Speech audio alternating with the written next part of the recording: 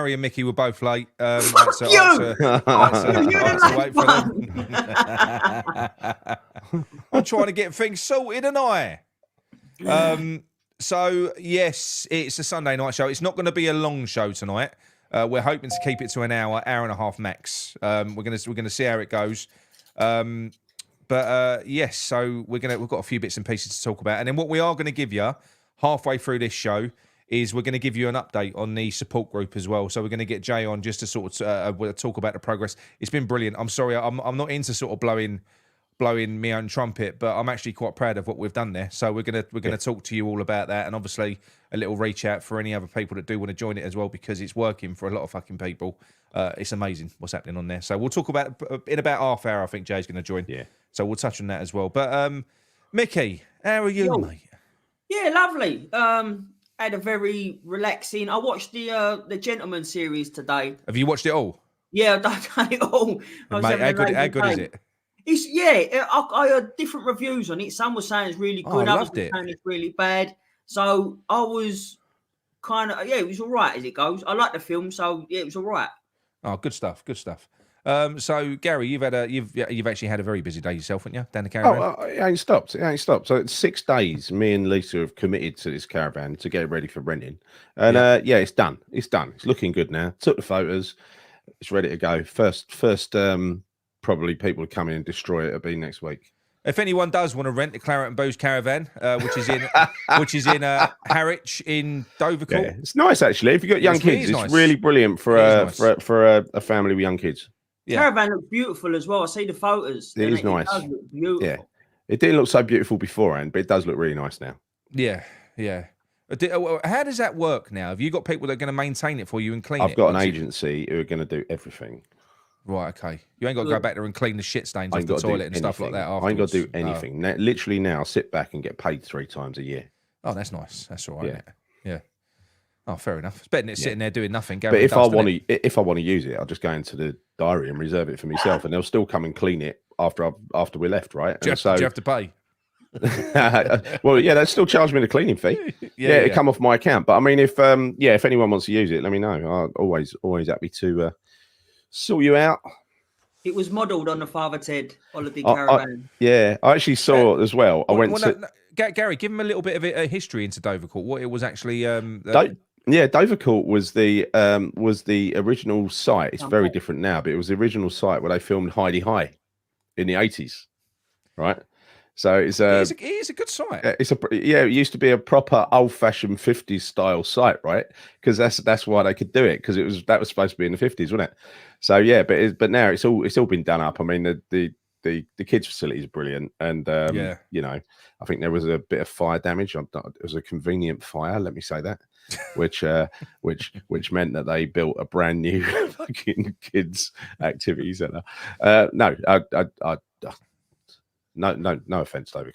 I was talking to the reason I say that is because I was talking to Tony, who's a salesman who sold me the caravan today, and he watches Claret and Booze. So right, okay. I wasn't alluding to anything. Careful what you say. Careful what you say.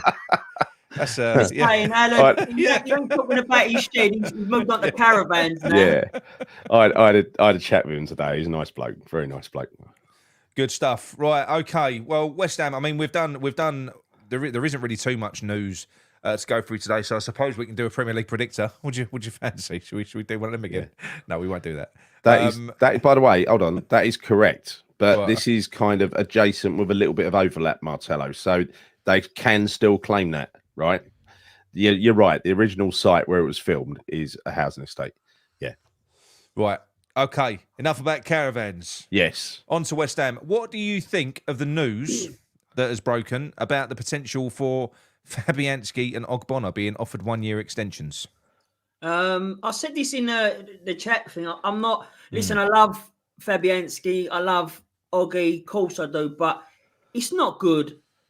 We should be giving. We all know we should be giving youth a chance. If you're going to play them, do you feel like the Fabianski one's okay though? Because it seems like he's still all right, doesn't it? I think that you could get away with giving him the other year. I think you could get away with it.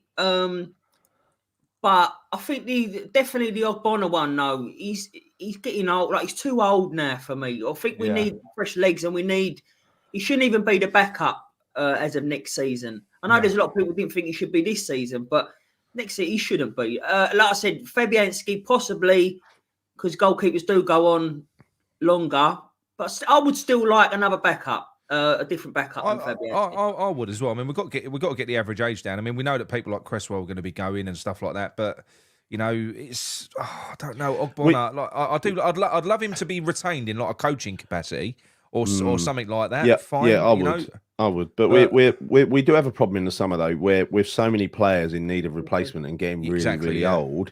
Now, to my mind, we've got to be very selective about who we give an extended contract to. So, for instance, Antonio looks like he's got another year in them legs, right? So that's fine. He's already got a 1-year extension anyway. Cresswell for me is finished. He played all right last week, but that was against, you know, let's wait until he plays against a decent side. Right. Yeah. That was against Freiburg, who were no threat whatsoever. He did play well, right? But I also watched him against Fulham. He was out of his depth. So for me, he lost his pace 2-3 years ago now. He should be moved on. He wanted out anyway, right? In the summer. Oggy, great servant, should be in a coaching role. No way he should get a renewal. We must have better options in the youth team, even. Than that. You would think so. I think like people are saying that in the chat as well. We've got to start looking at bringing youth players into the first team setup. I mean, we do.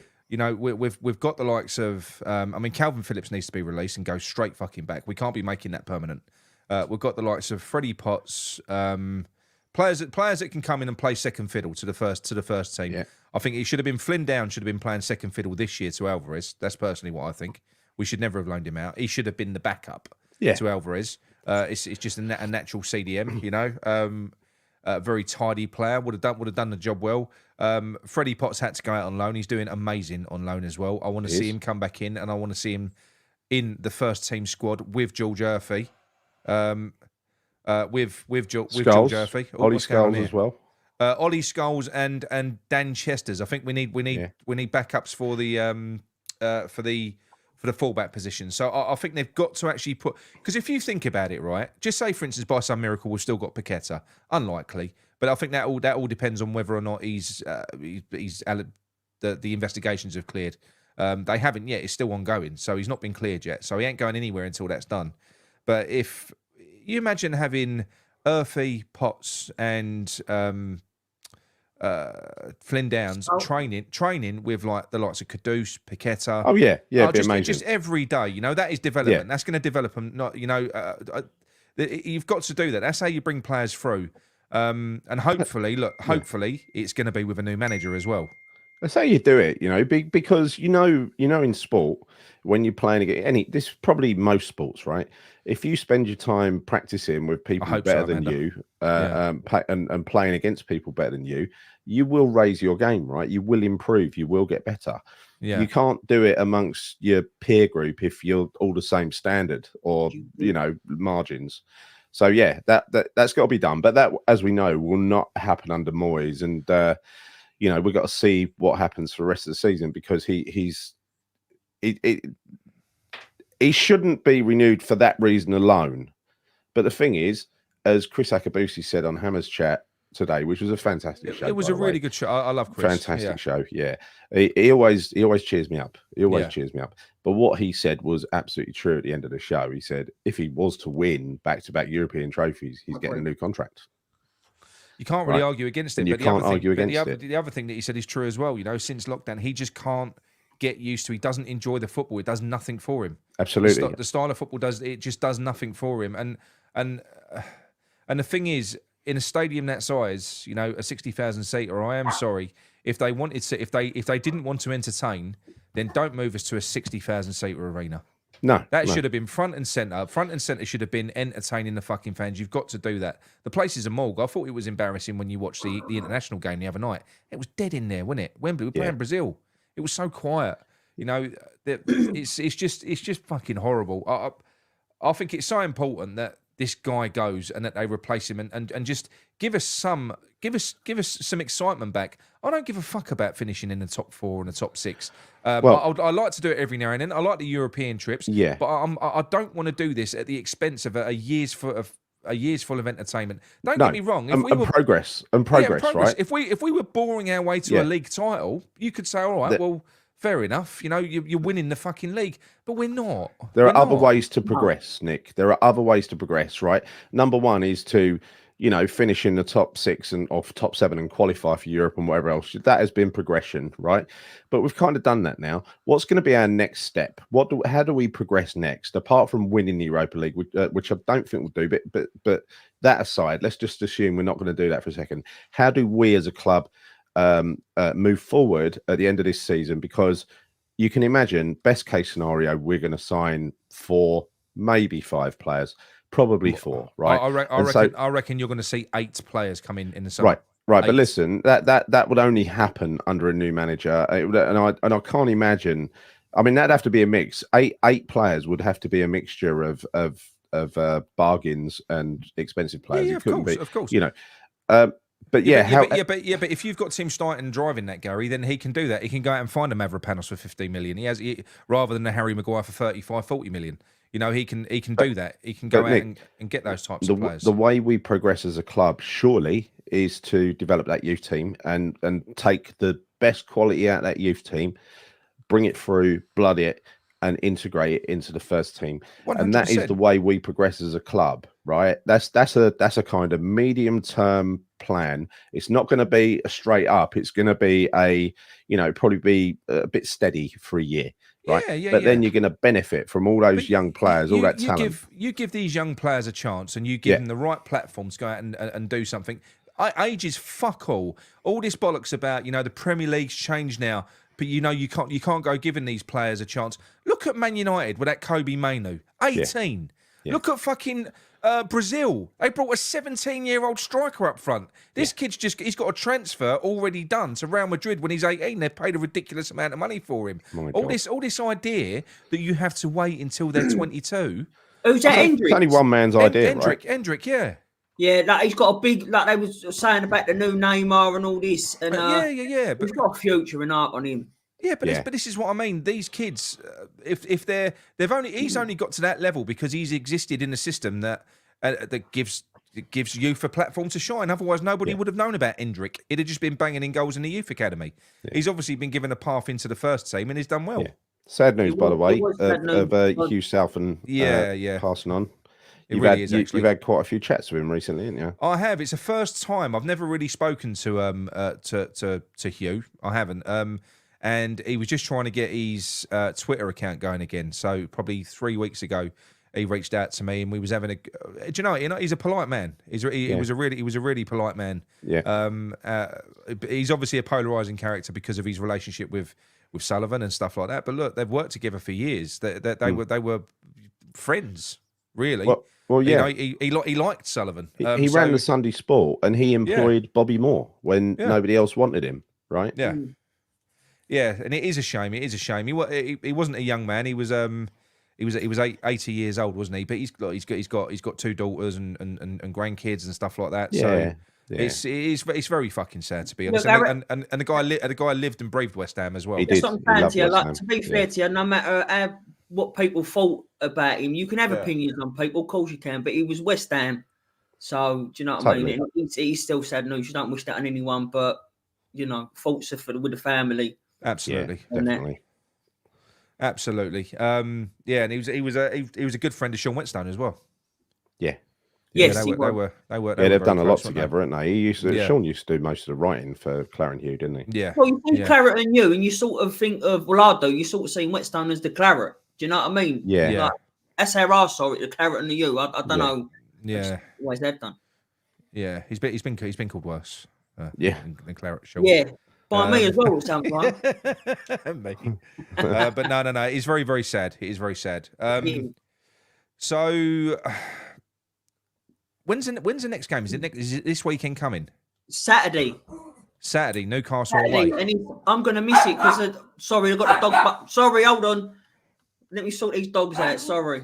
Go on, that's all right. Even these dogs got an annoying bark. Yes. Yeah, I know. But yeah, Gary. So Newcastle away, we've got no Alvarez. No Yeah, Alvarez. I'm terrified by that game, to be honest, just simply because Alvarez is missing. Because we're playing brilliant apart from that, and yeah, I think another thing I took out Sorry. of that Chris Akabusi interview today was his appraisal of Calvin Phillips, and I've got to say, he articulated what I was thinking so well, right? Because I didn't know how to put that into words. He's a sharp so guy, good. Chris, isn't he? He's a sharp guy. It was so good what he had to say, in the way that athletes, sometimes in summary, sometimes they peak early, and they're never the same again afterwards. Some peak late in their career after 30. He gave Antonio as an example, right? Is that it take a long run up and they learn the tricks of the trade as they're going and everything else, and then suddenly all the ingredients come together later in their career. Whereas he said, 4 years ago, playing for Bielsa, a blood and guts team that gave their all, he was the heartbeat of that team, and that is sadly where he peaked. And from there, it's been all downhill. He said he actually went as far as to say he was finished when he was done, not finished, but done, when they transferred him to Man City. Yeah. Yeah, no, I think so. I think I think it was the wrong move. It was a wrong move. But this is something that that a lot of players do. They go for the. I'm not going to say. Look, listen, I'm not going to say he went there for the money, because that ain't fair, right? He was doing very well, and if Pep Guardiola approaches you, you go. Yeah. It's as simple as that. Anyone would. He obviously went there thinking he was going to get. You believe in yourself. You don't get to where the level that he was at, or any players at, if you don't have self-belief. You must believe that you must have belief that you're a top player. Well, Arthur strange signing at the time, though, wasn't it? I mean, we all said it. We all said it was a strange signing. It was. It was. Yeah. But I was really impressed with what he had to say there. And look, let's just say as well, he was keen to point out that this is not the players not trying or anything like that. It's just that they are trying. They badly want to play the way they used to, but their body just won't do it anymore. No, and he does look like he's lost that intensity as well. I mean, like I said, if you look back to the time when he was kind of probably at his best, he was in his pomp at Leeds. Yeah, he was aggressive. He was aggressive, flying into tackles, snapping into tackles. Really, he was a proper little bulldog. He was, and that is gone. That's gone. It feels a little bit like when you consider he's a defensive player. He's a defensive player, so that means he's always had that defensive awareness. Like Declan Rice, they're always in the right place at the right time. It feels like his positional sense is gone as well. He just didn't. He don't seem to know where he should be now. Whether or not that's because he's playing for a different style of manager now. Because one thing Possibly. I do know, I've spoken to a couple of Leeds fans on this, and before Bielsa went into Leeds, it was thought, because they was on their asses down the bottom. It was thought that team was shit, and all of those players were including him.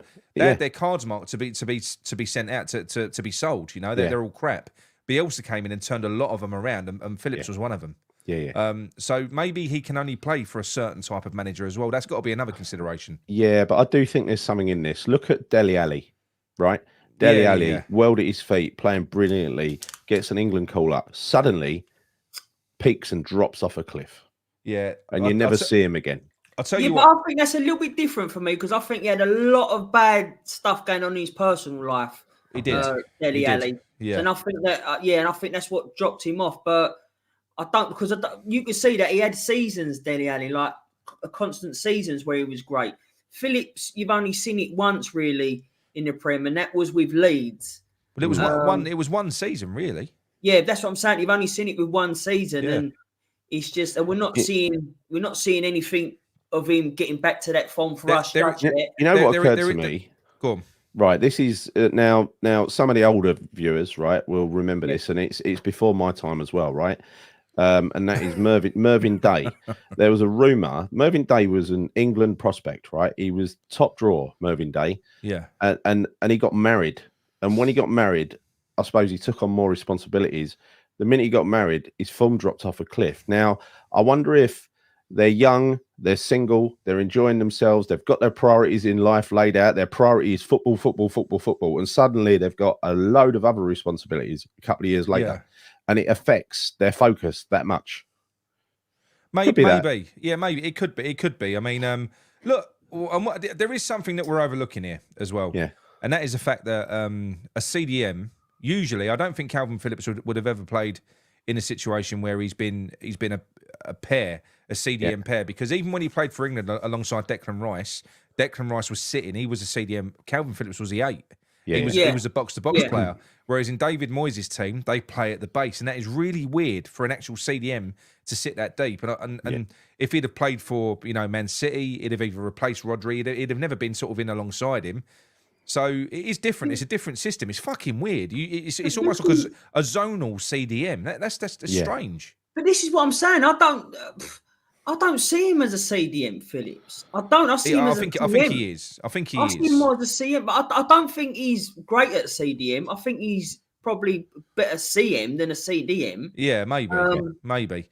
But I don't know, because as you said, when you saw that in England and Declan Rice was sitting back, and it freed Phillips up.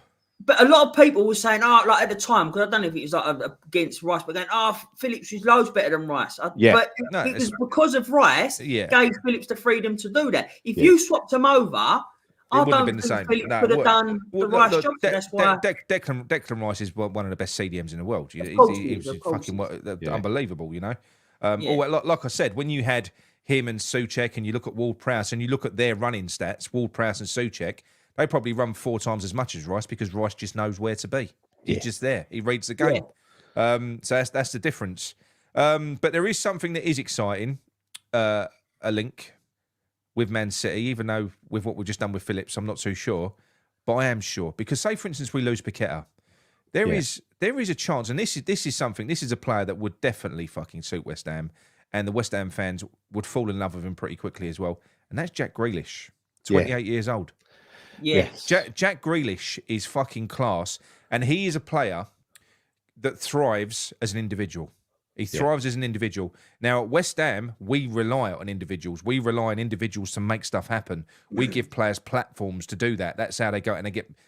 this is my concern about Paqueta, because when you look at Man City, the way that they play, it's tick-a-tacker. He doesn't really. Pep Guardiola doesn't really want players running with the ball and taking on four players, 5 players. He just wants ping, ping, ping, ping, ping, ping, ping. It's all about the team and the way that they play. Whereas I think Grealish is an individual, and I think that he would fucking thrive at West Ham, like he did at Villa. He would do, and he's only 28. And if he was to go, if Paqueta was to go to Man City, then I'm 100% there would be a deal to be done there with Grealish coming the other way. What are your thoughts on that? What are your thoughts on that, gents? Are we that clever to do something like that now? And would Grealish want to come to us? But he's done City and it's failed, mate. So where does he go from there? Well, there is no other top 6 club. Well, traditional top 6 club that he can go to. Go back to Villa.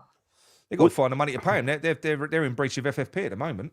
Would you go back to Villa? Would you go back to Villa, or would you consider your journey, continue your journey outside of Villa? Because he's done Villa to death. Don't forget, he's done all that, right? He's completed Villa. Yeah. I don't think Villa are going to go any further than they have this season, especially if they get caught by FFP.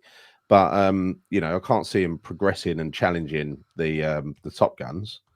No. Can you? No.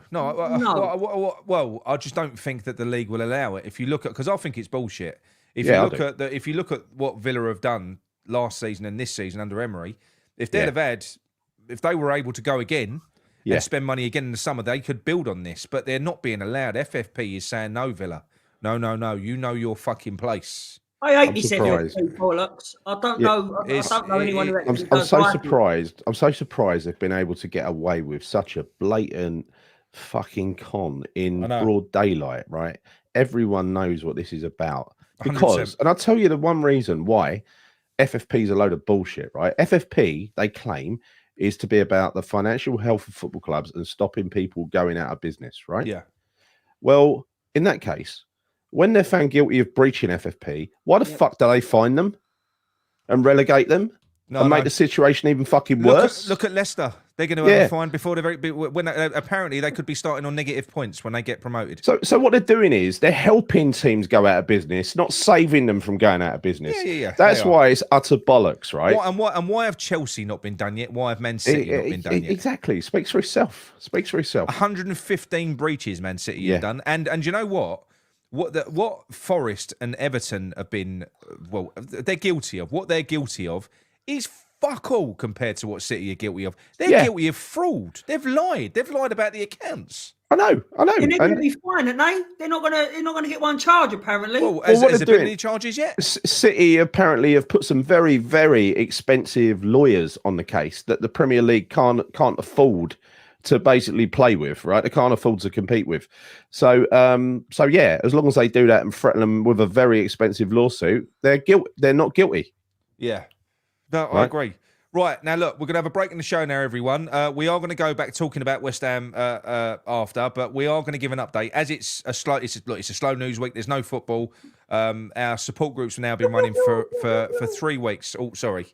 Our support group's been running for, cheers, Steve, for 3 weeks now. And it's really, really fucking grown. It has. And I know that we've spoken about setting up another group as well, because obviously, look, we've got members on there, and I'm going to set up another group for that. But there's been some stuff that we've had to deal with in the support group, which it's been kind of a learning curve, because obviously we've had to. It's turned into more of a community now. What was one group? You know, it's like when we've all been in WhatsApp groups where you start dumping more and more people in, and it can get a bit fractured. Well, we've had to turn it into a community where we've got like 8 sub WhatsApp groups. We've got private groups for people that need a little bit more a little bit more attention, not very good at talking in crowds and stuff like that. And it's working so fucking well. And what is making it work is the people that we have just so luckily, the team that we've built. You know, us lot. You know, we've got Amanda, who we're going to go on to talk about in a bit. Amanda's sort of been on board with us. She's in the chat now. She's going to be heading up a ladies one, because what we're finding is and Jay's going to go on to talk about that now. Certainly with certain issues, sometimes men will only feel comfortable talking to men, and it's the same for women as well, because Jay's worked in these environments before.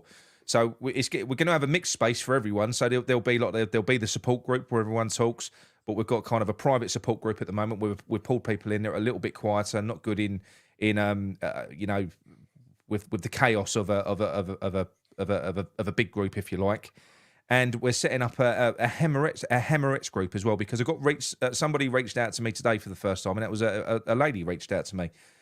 So off the back of that, Amanda is very kindly. She's already one of our admins on the men's side as well. Bless her. She's got thick skin. She hasn't she? But she's very kindly agreed to sort of head up that side of it as well with Jay. And it's fucking brilliant, and it is so good what we're doing here. And like I said, I was very nervous at first. I've always wanted to do this, but didn't know how to do it. We're learning as we go. But I'm actually proud of what we've done. Yeah, I'm proud of it. We're really, really, genuinely, legitimately helping people out. We are.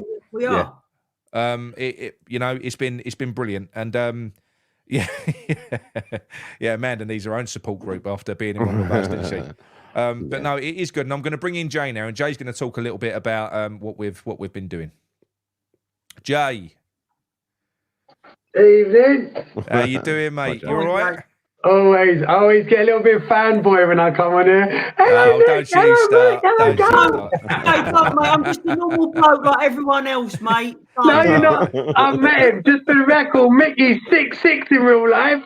Go on, Mick. That's right. He is. Standing up at the table, look at him. Look. Let me have this one space where I can pretend to be tall. But Jay, I'm going to hand over to you, mate, to give us a bit of you know, you can kind of expand on what we've done in the last 3 weeks. Oh, thank you very much.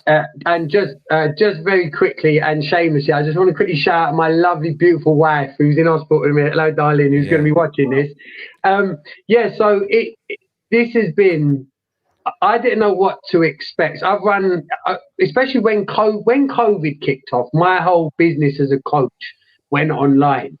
So because I'm sure it's the same for everyone. You know, a lot of their elements of their work all of a sudden became remote. And for me, as a coach, you know, there's a lot when coaching people, especially, you know, people turn rules and whatnot, being there in person and having that real interaction makes a difference. So getting used to the whole online thing was a real challenge initially. And there's many communities that have started along the way. But this whole claret and booze thing, I mean, again, just very quickly, how it started. I saw Nick do a video. I'd already been saying to my missus after watching claret and booze now for some time, I want to reach out to these guys. There's got to be something that I can work with. And then, of course, that just, it was a video. I can't remember how it started, Nick, but you had a real typical Nick rant. And then at the end of this rant, it was just this, we're looking for nice people, blah, blah, blah. I was like, wow, I'm going to jump on that and give him a call, not knowing what to expect. And like you said, so has it been 3 weeks, you said, that it's been going? 3 weeks now. Yeah. And obviously you three are part of the chat. If you think what's gone on in the last 3 weeks, it's unreal, mate. It's been a real test as well, right? Because you know, having said, because you get emotionally connected to people, you get to know them, they become like your mates, and mate, you really feel their problems, don't you? You know, you do. You know, it's been powerful. I've got to be honest. Yeah, it's been really good. And the thing is, for anyone who's watching this, who may have watched, so I've been on this show before, and I gave a little bit about my story, which I'm not going to do tonight. That's already been. But my point is, if anyone watched that and you're still sort of on the fence, you thought about joining this group, I kid you not. Like I'm just like you. I'm a West Ham, East End Londoner. I love having banter. I love having, you know. And by the way, there's plenty of that. There's plenty of that. It's fucking brutal, the banter. It's brilliant. And a shout out to Amanda, because being the only woman in there, your skin must be like a rhino. But that's what keeps this true to Claret and Booze. Because when I reached out and I watched Claret and Booze, I wasn't watching it as Jay the Soul Coach, I love and gratitude. I was watching it because I, like many men, my team is West Ham. That's therapy to me. Yeah. When I listen to you lot take the piss out of each other, talk about West Ham from an educated point of view, from passion, it sort of encapsulates the experience of being a man and having that release, which for a lot of men, going to football, that's our release. Yeah. That's when we get to let go. Although what we tend to do, and this is what has made Claret and Booze's support group so special, is we don't go in depth. We wouldn't go there and start saying about how the fact, for example, I'm feeling a bit detached from missus and I don't know what to do because I love my missus, or I'm feeling a bit detached from my kids and I don't. All the meaningful stuff that we do experience as men on a daily basis, we don't tend to touch on at football matches in terraces. What we do is we go, because that's the release. But what you lot have witnessed, and I'm not going to give names, but just to give examples, there's people that have lost kids, their own children, as recent as last fucking September, right? That saw a show just like this one where someone was talking and for whatever reason it resonated with them, that they've gone on to then over the space of 3 weeks, not only started processing grief, which is such a big, powerful emotion that we struggle with massively, but are now giving advice to other men. Just what a man he is. Honestly. Yeah. He's unbelievable. You know, I've said before, he's one of the first on the scene now. Like when someone new comes in or someone's got a problem, he's basically helping other people. Like he's one of the most selfless guys I've ever known. He's unbelievable, you know. So positive. He really is. Like, he is. Really he is positive. Like it picks you up. Do you know what I mean? Yeah. It's massive. That's been the really amazing thing for me, is that, you know, I knew we had a lot of good people out there, but honestly, we do have a lot of really fucking fabulous people supporting, rounded human beings supporting West Ham. Yeah, we're a bit like close to the mark and we take the piss out of each other and all that, but you know, underneath it all, some real genuine quality people out there. Yeah. Well, no, it's right, and that's why there is sections to it, aren't there? Like there is frameworks where you can have that banter and the piss taking and that. Yeah. And it does help a lot of people. Everyone's like, for me, a lot of therapy stuff for me is laughter. I do love laughing and taking the piss, and But do you know something, Mick? That is important, though. You know, laughter is so important. You know, it does. It's that's what I'm saying. For me, that's the a coping mechanism, isn't it? Yeah. And like it's for a lot of other people, but there is also the element of when people do need that serious support, we're there. Do you know what I mean? And especially like James, Mate. he's there on the scene, and it's been a massive thing, and it's been such a great privilege to be a part of something so amazing. And it's only just starting. Mate, we've even got a KC barrister on board. You know, we do. It's unbelievable. Can I just say as well, even when I needed support over which junk TV to watch next, I reached out to Jay, and his wife said, "Love is Blind is better than Maths," and I said, "No chance, no way is it better than Maths." I'm a big Maths fan, and it's up there. It's neck and neck. It's neck and neck. But I'll tell you what. Before I'm gonna let you crack on, Jay, but I'm gonna big you up here as well because everyone's lucky that you reached out to me when you did, because I would never have, if Amanda would have never come in, if you hadn't have come in, I wouldn't have known what I was getting myself into here. I've got to be honest. But the people that have reached out have made this work, and you've been central to that, mate. You absolutely have. You know, I mean, Jay literally gives up. He does a weekly coaching session now. For everyone, you know, so like I say, everything's free of charge. It's a weekly coaching session that he does. He does daily videos, sort of snippet videos, and the videos that he does normally are born out of a conversation that he's had where he's helped support someone on a one-to-one basis, and that inspires him to make a fucking video which resonates with everyone. It's amazing. There's a library of about 25 of them now that are in there, sort of these 5, 6, 7 minute videos each, and they're all sort of they're brilliant, mate. Honestly, you're a wonderful man. You are. We're lucky to have you, mate. We are. Yeah, It's been brilliant. Honestly, it's been amazing. Genuine. That's really kind, and I do honestly, that can make me fucking cry. But it's so important what you just said, though, because that's what makes it real for me. Is their conversations with, obviously, lovely Amanda, love you to bits. I'm going to address the men because it is predominantly Amanda is the only woman in this group. So and we're going to move on to why that's important, Nick, of what you're going to be doing next. But for men, it's meaningful conversation, lads. It always, so whatever you've got on your mind at night, you sit with yourself and you have them feelings and you mull it over again. Men don't talk. We don't talk. No. Right, but here we do. In this, for whatever reason, in this space, in this Claret and Booth support, and it's not because of me. What I do is I just introduce logic, really stuff.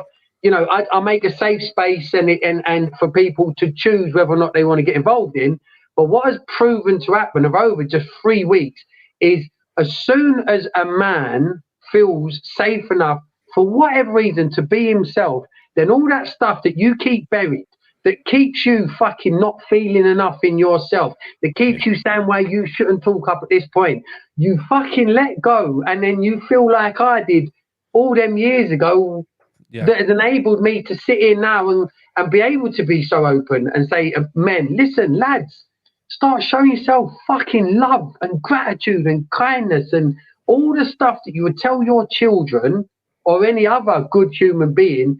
Pick a mirror up and remember that logic starts with yourself, because what you've seen in 3 weeks is dads reconnect with daughters that they've not been speaking with. And the only thing that's done it is that for some reason they've found in themselves again, in layman's. The bit when we strip away, even being a West Ham fan, being a dad, being a brother, all the male roles we play, strip it away, and somewhere inside of you is that same little boy that you've always loved about yourself, but for whatever reason over the years, all the societal expectations of what you should be as a man, what you should be as a husband, what you should be as a dad, and all this stuff that buries you into yourself to gauge yourself, to think you're not good enough. You just in a minute, you get rid of all of it and you say, hold on, that's illogical. Logic tells me no one else has got the opportunity to be Jay, Nick, Gary, or Mick. We're all one-offs. And once we start realizing that simple logic, like I'd tell my son, Leo, do what makes you happy, son. If that's what makes you puff up your chest and you feel good, then do it. And guess what, son? If doing that doesn't make you happy, then stop fucking doing it. And it's that part as men that we, for some reason, we battle. We think we've got to keep going. No. And that, to be honest, that's the definition of insanity.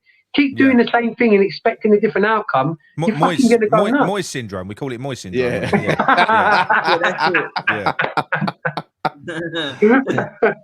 But to move to Mick, Nick, where it's with Amanda, shout out to you, Amanda. I mean, I think this is really exciting. I mean, you've touched on it briefly, but because of the success of what's been going on with the male side of things, what's happening next? The Hammerettes. So we're you know, Amanda has very kindly offered to head up the Hammerette side of things as well, and obviously you're going to be helping her along with that as well, and we all will be. We'll all be there to sort of support. But the important thing is that it's again, like we've done for the minute, is it's a safe space. Yeah. It is that's what we're going to do again, and it's really important. And you said, based on your experience with the army, you had a similar experience, Jay, didn't you? About how you kind of split this out, offering, because you did male support, but then all of a sudden you started giving support to female soldiers and wives of soldiers as well. And you said there was a massive take up on that, wasn't there? Oh, massive. And to be honest, and as I said, the way I got my foot into the army was actually, they're called pad wife. So a woman that's married to a soldier is called a pad wife. So I coached a pad wife, and which then led to a pad wife who was friends with a female officer who knew I was coaching men, but didn't want to be part of that male group. They actually still wanted me as their coach, but they didn't want that interaction between, in their case, roles as a female soldier and as a men's soldier. They wanted a defining line, a differentiate. But what I did, I soon realised that, hold on, Jay, this is bigger than you as well, because as much as they felt comfortable with me in the first place, I'm not a woman. Quite feminine, but I'm not actually a woman. You actually are quite feminine. There was that line, and I actually drafted in some amazing female coaches that I knew to come in. And then what I would do is we set up, so just for the record, what we're going to do with you lovely Hammerettes, thanks to Amanda, shout out to you, Amanda, who is, by the way, just very quickly, I spoke to Amanda earlier about this, and what Amanda said, she went to me, it's the first time I've really got a bit of her story, and I can't remember, this isn't verbatim, Amanda, so sorry if I butcher this, but you were saying something, I went, yeah, but what was your story? And you went, well, for me, it wasn't nothing to do with men being a West Ham fan, it was my mum. She took me over the terraces, and I was like, oh, this is fucking brilliant. I said, that's what you need, because there's loads of Amandas and her mums out there that are diehard West Ham, just like us. And it's having that recognition to say, claret and booze, yes, this is for me personally, this is just my opinion, I have listened to all of them. And like, as in the different sites and everything else. And then this is not me having a dig, or for me, I've found what I feel comfortable with you lot. So for men and women that feel the same about claret and booze, which clearly there are plenty of females, as you've had Dick reached out to you already, that do. Well, guess what? Claret and Booze has now got Claret and Booze Hammerettes, where you can have a safe space where, yes, I might be involved with Amanda getting things set up. And these sessions, they're different. I mean, Mick, you experienced one recently. There's professional breathwork guidance. There's, it is a lot. It's not just, I've really encouraged people to try out these Tuesday sessions. Because I promise you, me 10 years ago, the thought of sitting down in a group online talking, and it would absolutely not have appealed to me whatsoever. Well, just to interject there, so these Tuesday sessions that you've obviously that you're putting on, I mean, I kind of came on and did the first one because obviously we're hosting it. It's Claret and Booze. It's not something I would ever have fucking done. No, me neither. It really is. It's nothing that I would have ever have done. But you honestly, mate, it was amazing. It was really good, honestly. When I've done that session, for me, I'm not a top, like, I've got that thing like East Londoner, I'm a man sort of thing. So talking in therapy was never for me, like counselling and that. So I went along because I represent Claret and Booze. This is just me being honest with you. So I weren't really looking forward to it as such, because I didn't really know what to expect. So I tried this, and you go in, you don't have to say nothing, you don't even have to show your face. But when I went in there, I was genuinely pleasantly surprised of how it's not like it's just a great session. Like, and it helps you. You get so much out of it. It's not like formal thing where people are just sitting there talking about their problems and that. It's not that at all. It's such a different. It's hard to explain. You really need to go and see for yourself. Yeah. And I would encourage that, because I come away really, really pleased that I was in that session, and I've got to thank Jay and anyone else who was in that session. Look, it was eye opening, Mick, wasn't it? Yeah, absolutely, definitely eye opening. It's you eye take opening. a lot out from it. It's not just like you think, oh, that was right. You take a lot out of it. Yeah.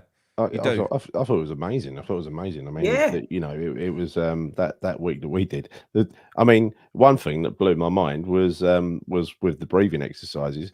I mean, I used to do a lot of running, didn't I? And so I used to be able to, have decent capacity, right? But at the start of it, I was just like, you start off with the breathing exercise. At the end, I held my breath for 2 minutes without a fucking problem. Right, it was just I was back being a runner again. But did you get that thing though? Because it's like a euphoric feeling. Yeah. So once you're a few minutes, it was like your hands go freezing cold. Like your head goes funny. You're like, what the fuck's this all about? Yeah. And what it is, everyone, in a nutshell, is you get your breathing system. It gets into a state that it would only ever be in if you was like out fucking running or something like that. But you're not moving. You're not moving. So what that's doing is your blood starts pumping, which our blood doesn't do. Our blood just sits there and congeals when we just sat there. Yeah. But you start doing that, it was fucking weird. It was so weird. The closest thing I could say is it felt like a dopamine rush that you get at the end of a long run. Yeah. Brilliant. And that now is what we're, thanks to Nick and the boys, is that's going to be available to any West Ham women now. And like what I think is amazing for what Nick, you told me earlier, which I do think is important, there is going to be a mixed area where people can enjoy each other and you can rip the shit out of each other for being men and women in a really funny fucking way, by the way.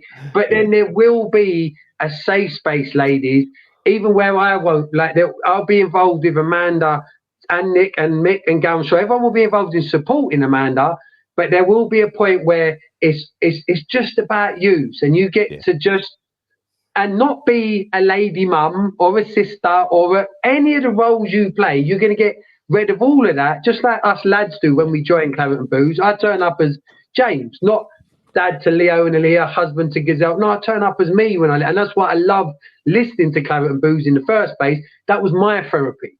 When I might have a really busy day coaching people in some really tough decisions, then I turn on and I tend to use like cutting off Moyes, and I'd be like, thank fuck. Like, it was like a release. So I think, and like you said, Mick, as laughter is so important, especially, to think to not go a day without laughing, that's a sad day.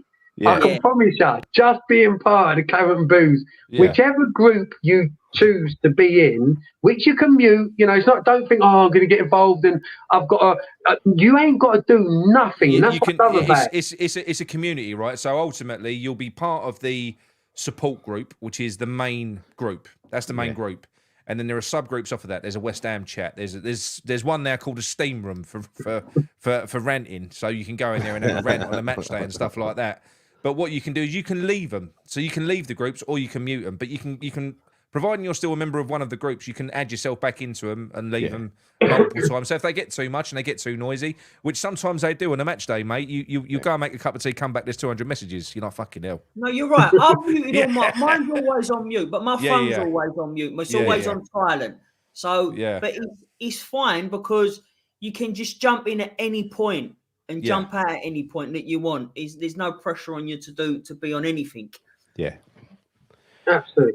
I want to say one last thing as well before I shoot off as well. And it's off the back of, I watched the Chris Akabusi thing earlier and I love fucking Chris. He's the most positive man ever. He cheers me up just listening. Positive and true though, isn't he? He don't try and just, I'll make you feel. He says how he feels. And one of the things he said, I want to use. So when I first rang Nick and I first rang Claret and Booze, when I left the call, I was like, it sort of hit me. And I'll use what Chris Akabusi said. Like, I realised at that point I was a fan of Claret and Booze, but I wasn't a supporter. And the way Chris broke down that, I thought that was fucking brilliant. Because for me at that point, it was realising to support Claret and Booze, I am in a position to invest. Sorry, lads, I can't remember. Is it a £5 a month? 4 quid? What was it? What was it? What's that? Four quid To be a month. a member. That's members, yeah. But I mean, the support side of it's open to. No, everyone. that's free. No, I'm not talking about that for the meantime. I'm talking about being a member. What was it? 4 quid. It's four quid a month. Yeah. All right, so let's just say it's a fucking £5, right? And this is just me talking now because this is gratitude. And it hit me like, fucking hell, you know, there's so much that we do on a daily basis. And this is the truth, which we take no meaning from, but we'll easily spend down more than a £5 in a second, let alone for a month's work.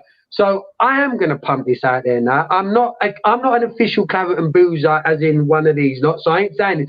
I strongly, if you really support and take as much from these lads that I have, including John, shout out to you, lovely man. We've never bastard. Yeah. Like, I strongly advise it. I really fucking do, because do you know what? It feels good supporting you lot. Like it really fucking does. So I really want. And sorry, one other question. I should have asked this before, Nick. I saw someone the other day gift a membership. What's that about? How'd you do that? No, that's just people when we're doing a live show like we are now. People can go in, and it's a nice thing to do. So you know, like you can do a super chat. Yeah. So you can either do that, or you can buy a membership. You can literally buy them and gift it to someone, which somebody else can just grab, and it gives them. Right. So I'm going to do that now. There'll be like a membership for a month, and then when it comes, it's down to them if they want to continue it, or not. But it's like someone giving them a free trial, if you like, for a month. But they, you know, it's like I would definitely do that for a couple of people. Then for absolute, so I want to because I mean this, lads. The thing is, Claret and Booze has turned in for me personally, and as much as you're grateful to me for whatever I'm doing with these sessions. Shout out to everyone that's a member of the support group, the general chat, the steam room, like all of you. Because the thing is, if you get involved in this, gentlemen, and you see, has someone just done it? Well done, Alec. I'm going to do it next. I'm going to get some pews off Micky. That's why I joined in the first place. But what you get from it, I promise you, that little £5 investment, which does go to help keeping this going. You feel good. I feel better. I feel even better as a Claret and Boozer now that I'm actually supporting you lot than I did before as a fan. So, and I'm saying that for no other reason other than grateful to even be here, to be part of it. So thanks, lads. And I want to get off, and I want to try and do that. I want to get some pews. I'm going to get up and what I'm going to do before you go and before we get back into talking West Ham again, people. We got sent in a couple of voice notes from people that. Just to give their take on the situation as well. So we've got this one here from Sam, who's been through a really, really fucking rough time. And before we go, right, we've given Amanda a shout out as well. Like I said, when you start this group up, there's no default position. Not everyone's got the same problems. You know, we might be suffering with dealing with the loss of a loved one. You might be suffering with a life-threatening illness. You might be suffering with depression, anxiety. You might be just suffering with anything. But there's also stuff like, which a lot of us have had problems with drinking drugs and stuff like that as well. Gambling. And do you know what? Sam and Louis, you know, fucking hats off to you guys, mate. Honestly, they've literally done, off the back of this, they've done a spin-off group because there were a couple of people in there that were struggling to talk in the... Because look, when you're in that situation, I've had my own problems in the past. When you're in that situation, you feel embarrassed about talking about it. Yeah. So what they've done is they're two guys that kind of have created another space called Claret and Sober, and they've just pulled a few people into that, and they're doing some fucking amazing work. Honestly, really, really good. So hats off to them as well. Brilliant. Fireworks for them as well, Mick. And that's Luigi as well. Sam and Luigi. Yeah, Sam and Lou. Yeah, Sam and Luigi. Well, yeah. His brother's name's not Mario. I don't know. I've never So yeah, I'm going to play these now. Right, 1 minute. Where are they? But it has been. Do you know what? It has been a powerful fucking experience, and we have had to adapt it along the way. It ain't been completely smooth sailing. There's been a, you know, we've had to kind of, like I said, what we've noticed is as you add more people in, people that were talking all of a sudden are not talking, and we've had to kind of, we've had to be active in there and identify these things and rectify it along the way, haven't we? So it has been it's a learning curve. It's been challenging, but it's we're just Never done overcoming anything like this weeks. before, right? Never done It's anything like only this 3 before. weeks, and we're still learning as well. But Yeah. it's such an amazing thing. It is right. This is from Sam. Good morning, mate. Well, I sent you a little message from Hang on. yesterday. Well, Hang on. keeps cracking up. Let's try again. Good morning, mate. I'll tell you what. This fucking thing does my brain in. Hang on. What you Just done? wait. Good Hey? morning, Yeah, look mate. at that. Was Look that at you? that, Is that your Sent fault? you a little message from Gifted Oh, 5 cheers, minutes Kerry. ago. that we had. Mate, it's That's amazing. lovely of you. Right. Hang on. 1 minute. This fucking thing. Let me disconnect it and I'll do What are it you again. playing it on? Thanks, No, Perry. no, That's I'm playing it through the brilliant of you, mate. normal method, but Oh, right. the normal method is not doing its job. Right, hang on. Let's try again. I think that's done.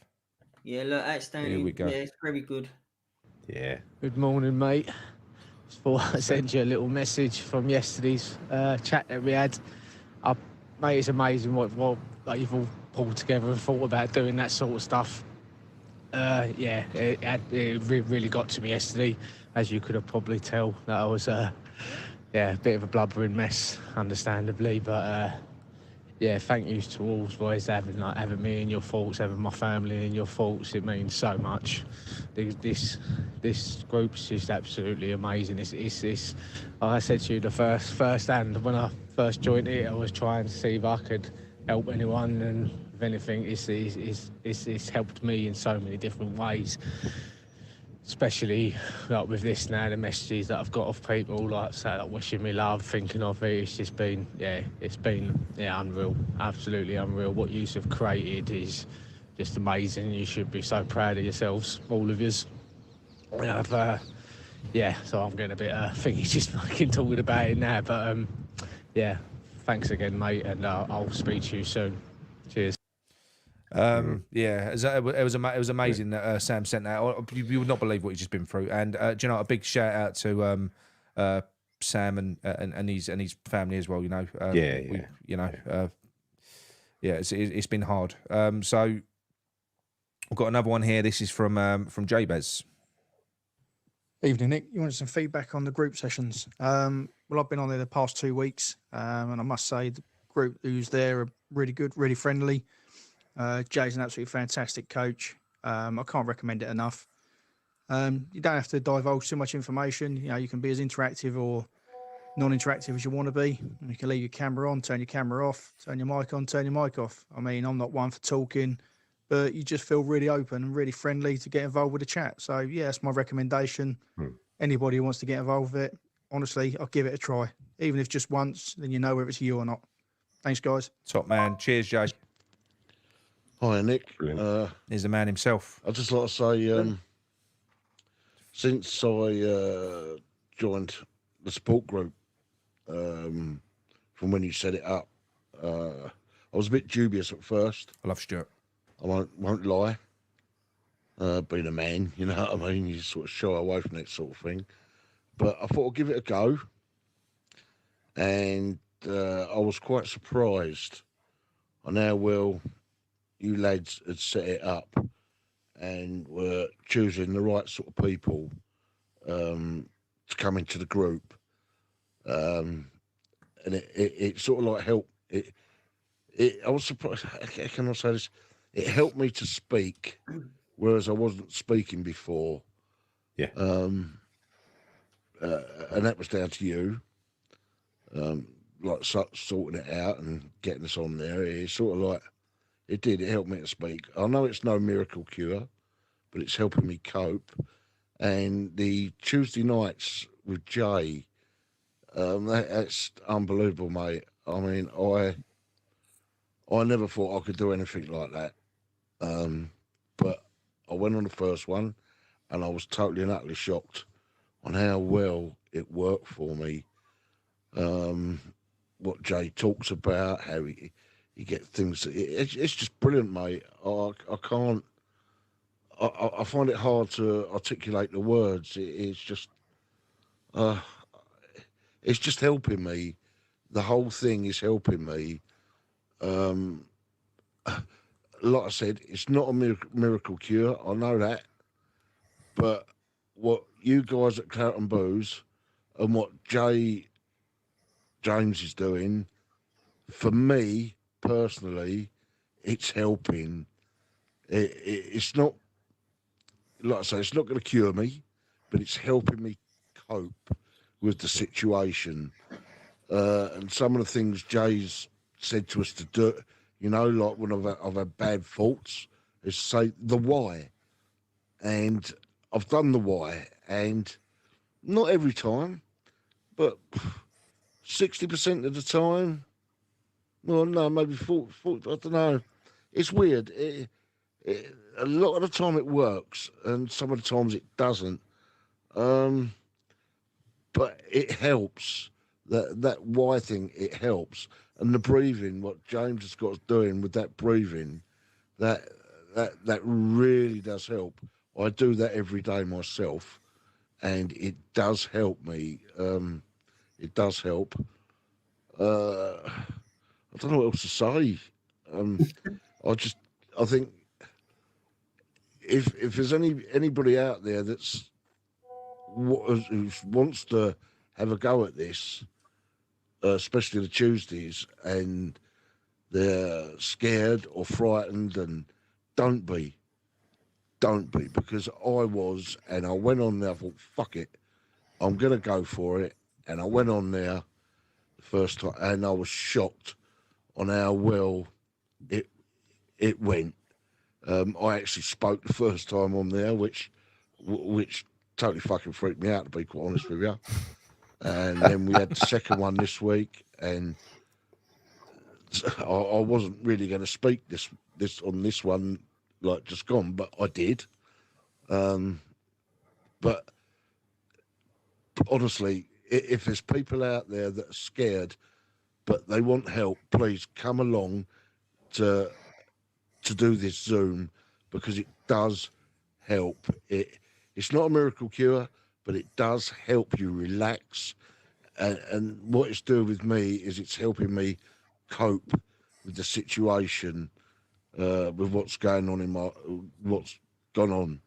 I'm not going to go into detail on here. You guys know it, and people know it, you know, so I'm not going to go into all that spiel now, you know what I mean? But if there's anybody out there that wants to have a go, but they're scared, don't be scared. Just come on. You haven't got to do nothing. You don't even got to activate your camera. You can just listen, can't you? Yeah. You know, just come on to it and see what you think. And for me personally, I'm just amazed on how well the whole thing is working. All the support network that you guys at Clout and Booze have set up, and what James is doing on the Zoom, I am totally blown away with how much it's helping me. It's helping me far more than what I could have imagined. And my children, they're all grown up, my kids, and they've all got kids of their own, that they can see the change in me since I've been on this support network. Okay, so I don't notice it, but they notice it, and they've told me. So it's got to be working. So please, if there's anyone out there, don't be scared. I know it's hard for a man to fucking do this, but fucking do it. Just get on there and have a fucking go, people. It's brilliant. It's brilliant. Okay? So what can I say but come on, you irons. Thank you very much, Stuart. That's an amazing quickly, message. sorry. With Stuart, Thank you, Stuart. I use Stuart as the example. Every time I talk about someone who's getting something out of it, I always use Stuart as the example. He's the one. Because I've noticed myself how much. See, look, we got support. It's a support and help group. And the thing is, Micky, Stuart is like what he sounds. He's a fucking big like geezer. No, he's like Do you know what I mean? He's a proper man's he's man. Like a baseball He's the West Ham fan that I wanted to be in the chicken run. He is, yeah. That's what he looked like. But I see that the progression that he's used. See, we're a support and help group. There is also, which we are there to do, but there is also, you need to help yourself as an individual to get that out of it. And with Stuart, I've found that he's doing that. Yeah.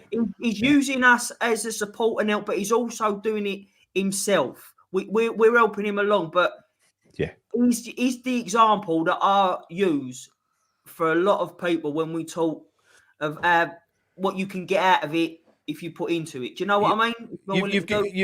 I do know what you mean. At the end of the day, you've got to be willing to help yourself as well. You know, that's the reason. Otherwise, what's the point? There's only so much that anyone can do. But it's, don't get me wrong. And we're not saying that we've got miracle cures for anything. What we're doing is we've created a community full of really, really good, powerful people. And do you know what? Claret and Booze has always felt like the real West Ham to me, but this has made it even more so. Just getting some. What the fuck? What, you got a massive spider? That is massive. Is he going to get? It's coming for you, mate. It's massive. No, is it moving? Is it moving towards you? Is it moving towards you? You're having a fucking laugh. Is he fucking looking at you? Is he looking at you? Whoa. What? Look at that fucking hell! That's like a dinner plate. That's like a dinner plate. Fucking hell! If that drops down, on his web in a minute, it'll be right in front of you. Fuck off. That's going to be on. If it lands on your head, I'm going to let you know. I think you let us know. Fuck. That's a baby. You big baby. Mate, that's a big spider. That is a big fucking spider. That's moving and off quick. You need to snip how Nick looked up. What the fuck? I've got dogs in here. He don't even give a fuck about the dogs. That's how hard that is. Ryan. Cheers, Ryan. But look. Anyway, we have for everyone that was interested in the support group. You know, I'm sure there's plenty that are.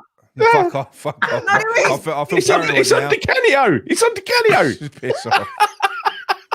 Mate, it's literally sat above my head. What the fuck? Pussy. Oh, mate. Fuck shit. Right, okay.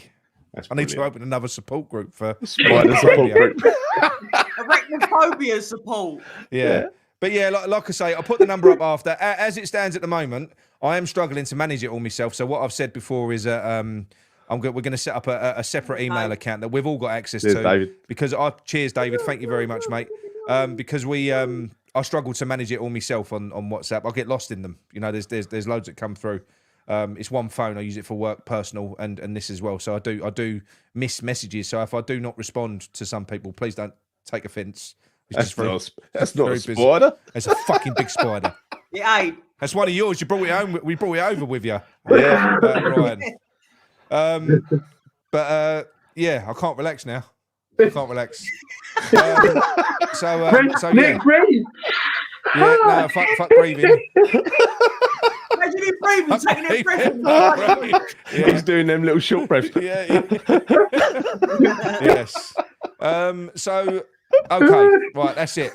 So look, let's Jay, thank you very much, mate. We'll let you. No, thank you. Cheers, Jay. Go. Thanks to everyone for listening to that as well. I know we know it's not going to be for everyone and stuff like that. With you, we're not going to bore you. We're not going to bore you with it every week. We're just going to give you an update every now and then. Look, listen, I'm quite proud of what we've done. I am quite proud of it, and we will do this maybe once a month or something like that. Just so that we're giving. We're letting people know, you've got, because if you don't talk about it, then it's there to help people. People ain't going to join it.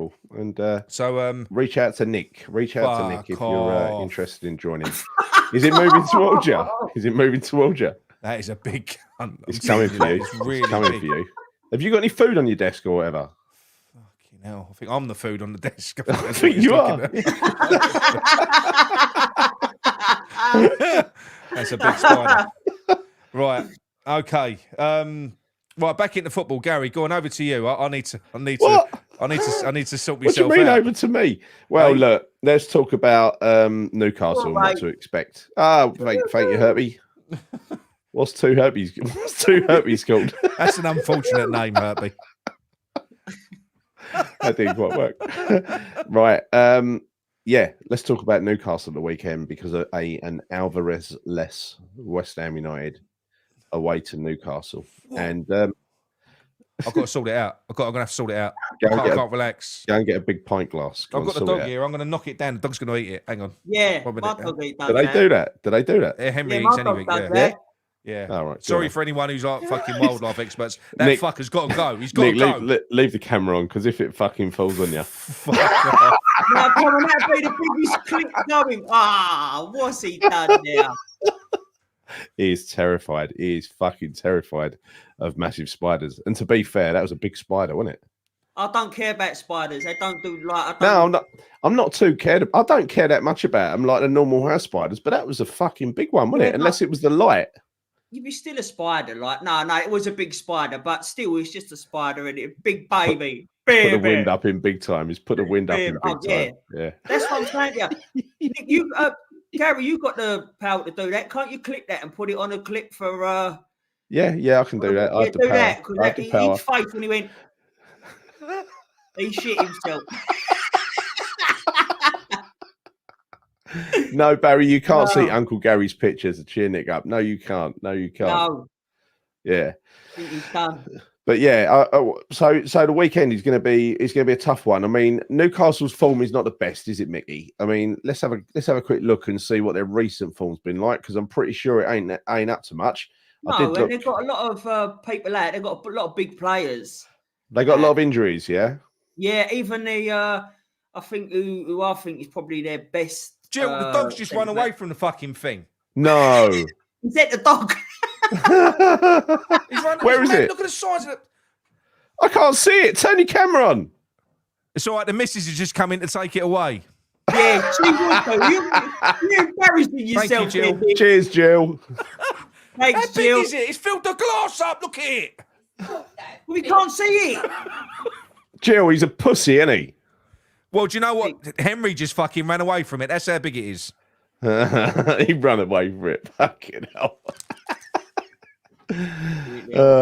Right, their recent form, Newcastle. Sorry, right? sorry, You're right. everyone. You settle down now. Deep breaths. Right. It's all right. She saved me. They've lost 2 in 5. I don't know what though. Let's have a look at their recent results. So I kind of agree with that. yeah, so they lost to Man City. That's expected. They lost away to Chelsea. That's expected. Oh no, it's quarterfinals of the FA Cup. City. I'm scared of them. They beat Wolves. They beat Wolves 3-0 at home, which is a great result. They beat Forest away. They drew at home to Bournemouth, and they lost away to Arsenal. So the games they've lost have been Liverpool and Arsenal, Probably. Yeah. No, Chelsea and Arsenal. Oh. And Chelsea was a close one. Chelsea was a close now. one, right? Chelsea had only lost 3-2. So this is not Newcastle ain't in that bad a form. They're scoring a lot of goals still by the looks of it. Yeah, well, it's their defence and that he's shaky. Like I said, they've just lost that Botman. Is it Botman? I think you say it, isn't it? That's how you pronounce it. He's Sven got a long Botman. time injury now. Yeah. They are But conceding I think goals. he's They are brilliant. conceding goals Yeah. almost every game. I mean, the results go like this. Arsenal 4, Newcastle 1. Newcastle 2, Bournemouth 2. Forest 2, Newcastle 3. Chelsea 3, Newcastle 2. And then 3-0 at home to Wolves. Drew at home to Luton 4-4, someone said. Did they? When was that? Yeah, they did. That long ago. They weren't Luton winning 4-1 or something like It was that. actually a really good game. It was an open Yeah. game, obviously 4-4. You could see that, but it was a really entertaining game. What made you say it was an entertaining game, Mick? I just think that it was because 4-4, Lloyd yeah. weren't in charge. I think it was. But technically, like we score goals, they score goals. I sound like Michael Owen. Yeah. That it should, on paper, it sounds like quite an entertaining game. So let's see how that pans out. Well, last season when we went up there, we did low block and we ground out a 1-1 draw. I was there. It was actually a really steely, determined performance. I think Paqueta got our goal. At the time, that was off the back of a really bad run of results from us. Well, I think we're in a slightly different situation now. We're in a, we're not doing bad. We're playing well. We're scoring goals, right? We were not scoring goals back then. There's no need to, I don't think, go up there and try and low block our way around it. I don't think we can low block our way through a game without Alvarez. That's what I'm saying. He will, though. I think he's even more likely to go defensive, isn't he? Let's face it. But Well, I'll make you right. Yeah, I'll make you right. We even with Alvarez, it doesn't really work, Gary. No, it doesn't. It doesn't. But it's even less likely to work without Alvarez. No. I agree. It's just, look, I just don't know what he's got to lose now. I mean, if he does really want to have a chance of keeping his job, I don't care what anyone says. It isn't just about him getting in the top 6 or the top 7. He would have to win some sort of favour with the fan base. Sullivan knows only too well that if he releases news that David Moyes has been given a 2-year contract, there is a massive section of fans that will go fucking mental. There is. That's Absolutely. no good. And that's no good. That is reason enough to get shot of him. And I am sorry, the geezer's been a fucking disaster. He has been. I know we've had good seasons, we've had good finishes. I know we have, but you've got to look at more than just the football. We're in a situation after 4 years, we're coming into a summer window where we've got to have a complete rebuild. He spent 500 million. He hemorrhages fucking money. Like he does. When he came into the club, he does. It's your job as a manager to take on the assets of the club that are already there and try and make the most of them. Well, he didn't do that with Anderson, did he? 3 million we fucking sold him for. Haller we sold for half the money that we bought him for 18 months earlier. Yeah. Vlasic bought him, sold him for 7 million. Fornals, 28 million, 28 years old. It should be in his peak. A Spanish international sold him to 7 fucking million. Ben Rama, all of these players, Skamaka, all of these players that he's fucked up. And he brings in Calvin Phillips, right, for 7 million in loan fees. He bought in as well. The one with the curly hair, Alex Crowell. He was 5 million in loan fees. Yeah, and he didn't use him.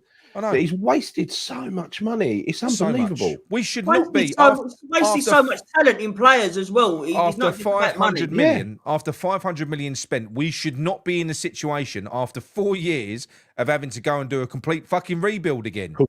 This should be he should be coming up to his peak team, right?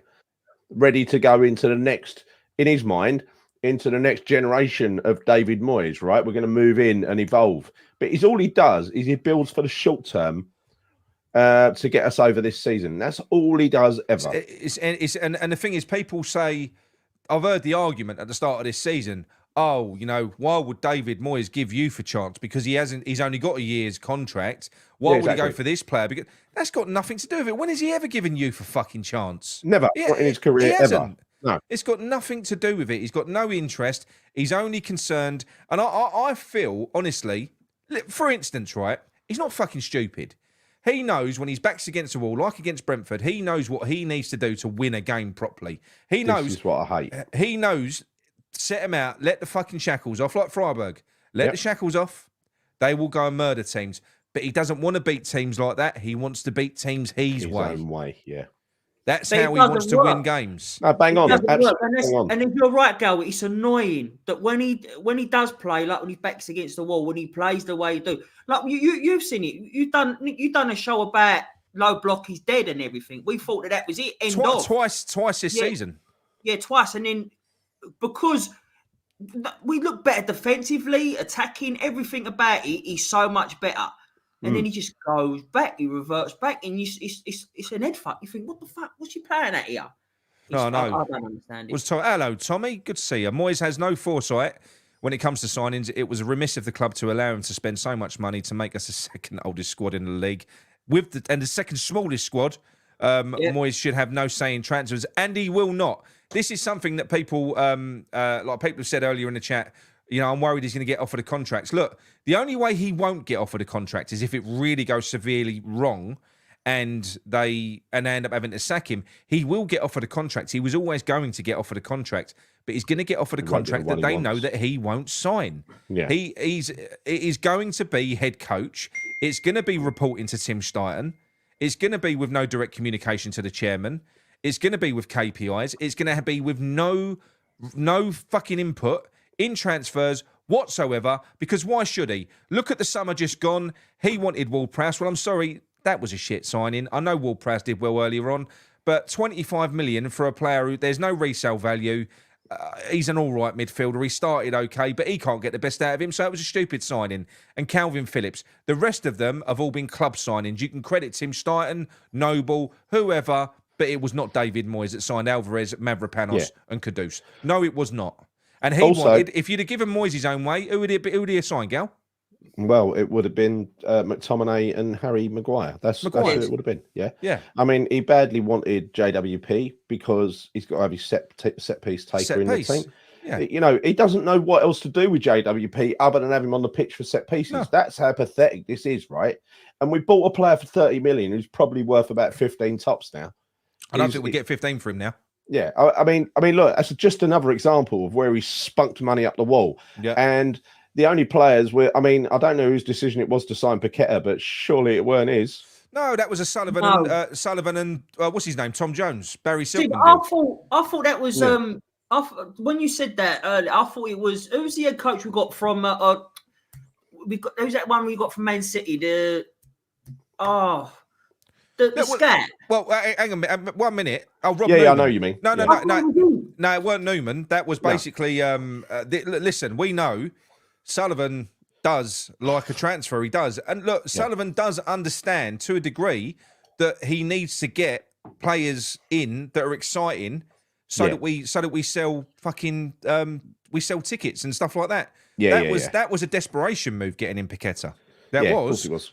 Moyes didn't even know how to use him. No, he didn't until he went to the World Cup and figured it out. He didn't know how to use him. Yeah, that's it. Moyes didn't even know we got him. I remember watching one interview. He was on the pitch, and Moyes said, "Yeah, it's a surprise we got him. I didn't think we'd be able to, like, we was going to get him or be able to get him." He didn't even know nothing about it. He knew nothing about him. And the thing is, right, and people are saying, when we've done this show where I've said our best midfield, I'll tell you what, any progressive manager would have come in and they would have gone Alvarez and Paqueta as a central midfield pair with Kudus in the 10, because that's their strongest positions, and that central midfield would be a match for any midfield going. You put that on Twitter like I did the other day, you get all these fucking dickheads out there going, "What, put Paqueta in the middle of the park?" I'm sorry, where was he playing for Brazil? Well, you know, listen, these people just say these things alongside Guimaraes. Also keeping the Douglas Luiz out, the fucking brilliant Brazilian midfielder for Villa, who's but they sitting say on the these bench things rather than Paqueta. They say these things for effect, just to wind you up. They don't believe it. They don't believe it any more than you. No, they don't. They're not that fucking Moyes knows what he's talking about. They're not that thick. They are that thick. They're just wind-ups. They're thick fucks. They are thick fucks. Yeah, they are. Yeah, fuck them. Yeah, you're right. You convinced me. Yeah. Yeah, but honestly, I do think a lot of them just playing games on Twitter. That's why it's a bit boring. I don't really go on there, I must admit. I dip in every now and then, but really that's just to see if I've got any messages and to have a look around. But I've locked it down now. I've locked my account down, so I can't really get abused anyway. No, that's good. Paqueta for me was player of the match last night for me. I thought he ran the fucking game. Paqueta, I thought he was superb. When you listen, you can't not Bellingham and that, fantastic player, one of the best players in the world. But I thought that Paqueta outshone last night. For me personally, I'm not saying anyone else. Did you see that where Paqueta just completely mugged the midfield off and just done that spin and set Vinicius Junior away, and he should have finished that as well. Just that move that he did, and he hit the bar. Did you see the shot where he hit the ball first time with his left foot as well? Yeah. He just whizzed past the post. Almost just inside the box he was. Mate, he's unbelievable. You see, Southgate watches that and he sees what David Moyes sees, and all he could say after the game was how much Rice has improved since he's gone to Arsenal.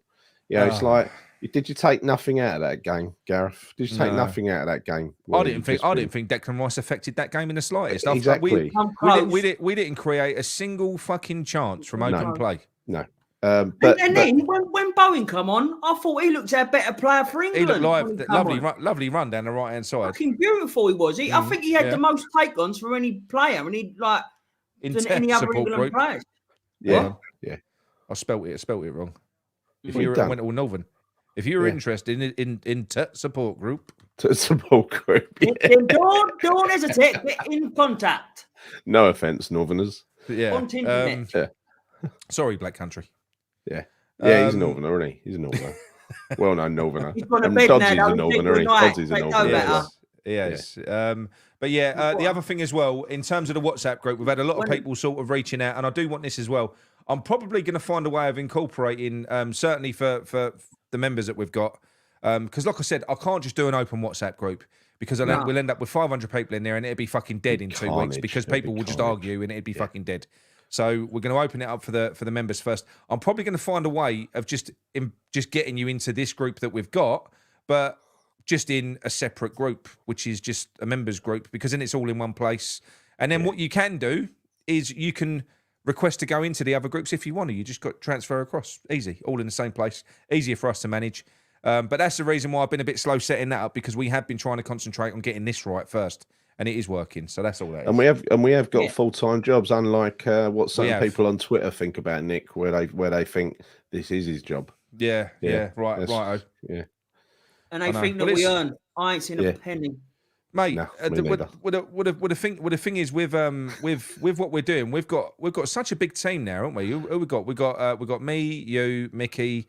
We've got John, his input is always valuable, always valuable. And we got Sam, we got Luigi now who's joined as well on the admin side. Amanda, it's growing all the time. So there will at some stage.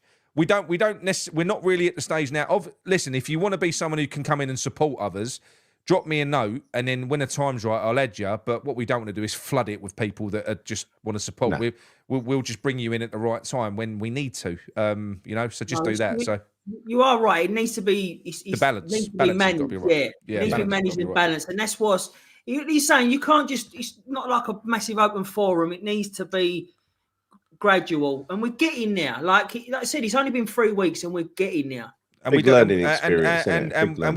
do police it as well. And to be honest, I'll police a normal WhatsApp group as well, because listen, we can be outrageous and everything else, but we ain't ever tolerating racism or any fucking shit like that. And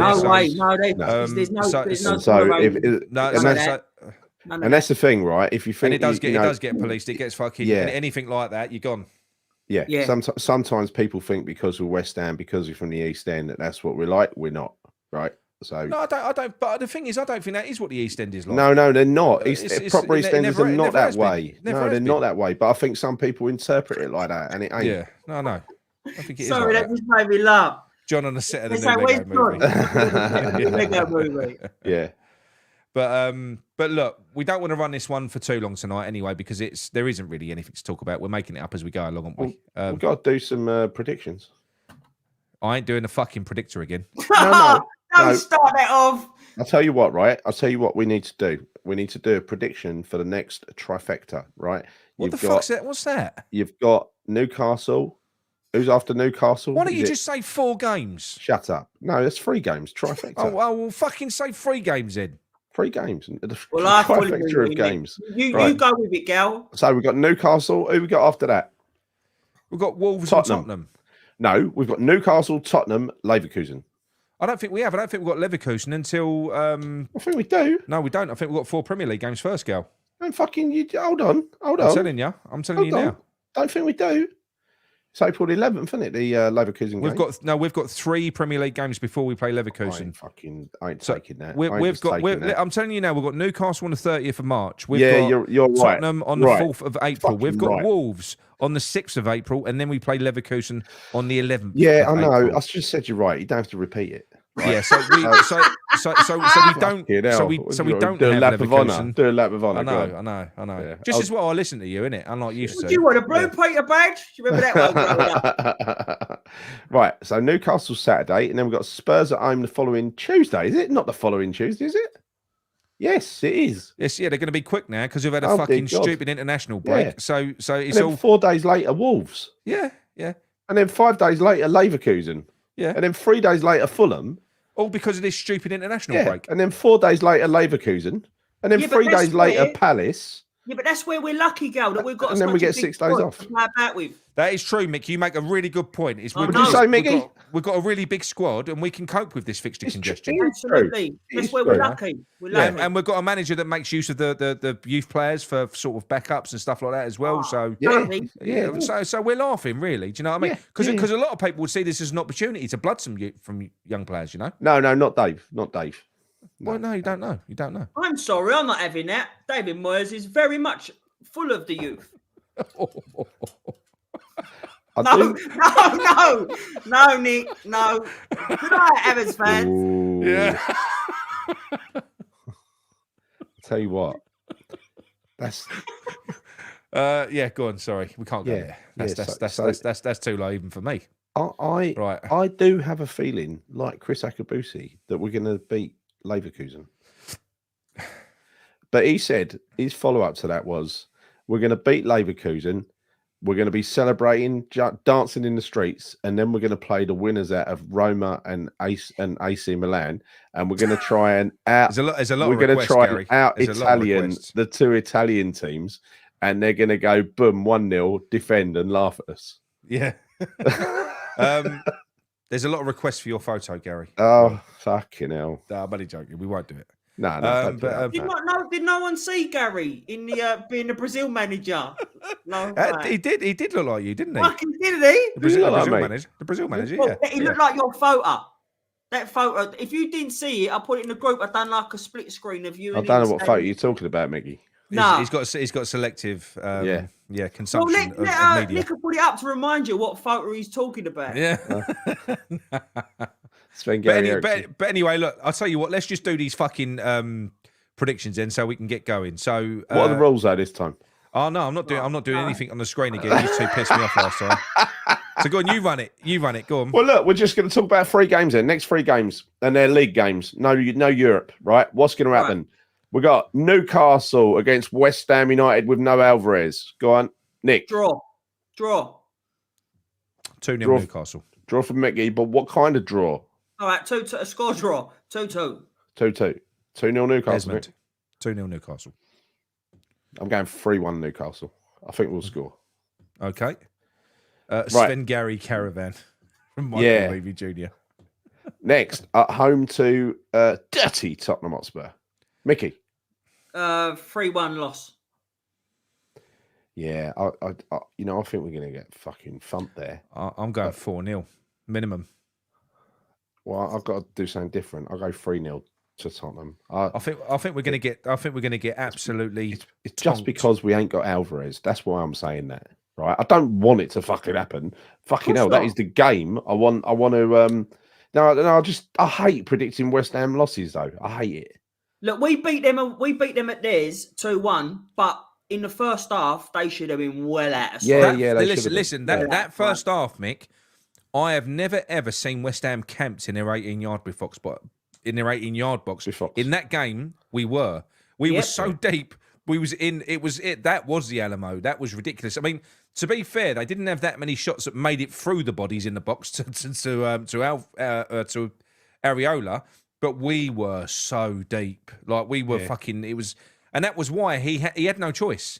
He had to come out in the second half. He had to get on the front foot. He had to push higher up the field. Yeah. It weren't working his plan. That fucking low block was we was almost behind the goal, we was in the goal almost. Well, as you said, we camped in our 18-yard box, but they still had shots on target. It was Areola again that kept us in it. But then, as you said, if their finishing was better, they should have been and would have been out of sight in that first half. In the first half, they'd have been gone. It'd have been dead. 47-0. I like that. I like that, Michael. There's a lot of positivity. You get good odds on that in the chat. But the thing is, as a few people like Amanda and the other one that I've lost have said, they do go Spursy against us, and it is Spurs. So we know we're going to raise our game, but we do have a good record against them. We do. So let's hope we keep up that good record. And the final leg of the trifecta is Wolverhampton Wanderers versus. This is the one. This is the one that we could win, but I'm going. This is Alvarez's return. Yeah, we. No, I'm going for 2-0. So for me, that's a loss, draw, and a win out of them 3. So I've gone 4 points. I'm going for a win. I'm going for a win away to Wolves. I'm going to go 2-0 to us. Yes, well, I've just gone. I said 2-0, exactly the same as you go. All right. I'm gonna go 2-1 then. Well, no, it don't matter. You can still say I be can't the have same. the same as you. It's against the rules. Didn't I make the rules clear at the beginning? Oh, I'm not even getting involved. Nick, what's your prediction? Away Wolves. I'm gonna go for a 2-2 draw on that one. Right. So we've got a spread of results here, haven't we? You know, you've gone loss, draw, Nick, 1 point. Hang on, I'm just going back because I don't think I acknowledged this guy. Yeah, we did. I did. Well, I did. Yeah. We did. Cheers, Perry. It was 5 memberships, Perry. so Yeah, it deserved 2. That's brilliant. Yeah. Double fireworks. Yeah. Just So, Nick, that's it. Nick's going 1 point. Nick's going 1 point. Mickey's going how many points? 4 points. I'm going 3 points. Well, you got 2 losses. You got Newcastle loss. Pew, pew, pew. I've got a Newcastle loss and a Spurs loss, and I've got a Wolves win. Right, so you got 3. I'm going to side with Akabusi. I'm going to say personally, if you want me to predict all 3 of them, I think we could lose all 3, but then I think that we could beat Leverkusen. Yeah. I think we could because I don't know why I'm saying that because I've watched Leverkusen many, many times now, and they're fucking brilliant. Well, the first leg. I can't see it. I know people are saying, "Oh, but it's a German league, and the German league is weaker." Yeah, that's fine. The mid-table German teams, because there's only ever 3 or 4 top teams. Yeah. Like in France, like PSG. You know, that's a shit league, but PSG are fucking good. If you're top of the German league by 10 points, and there are 10 points in front of Bayern Munich. Thomas Wohlmann. 10 points in front of Bayern Munich. I'm sorry, they're a fucking good team. And I think you'll find Bayern Munich, I think, have got more points right now than they did at last season. At the same stage as last season. Yeah. So it's not that they're falling off, it's just that Leverkusen, they've not lost a game. Like, they're immense, mate. So I just can't see it. I can't see it. Yeah. They beat Bayern. I mean, these are top sides. So, look, my concern is, again, it's the Alvarez effect. That's why I predicted losses against Spurs and Newcastle. Yeah, we got no Alvarez in the first leg away to Leverkusen, and I do know, obviously, we're going to go out there in low block. Yeah.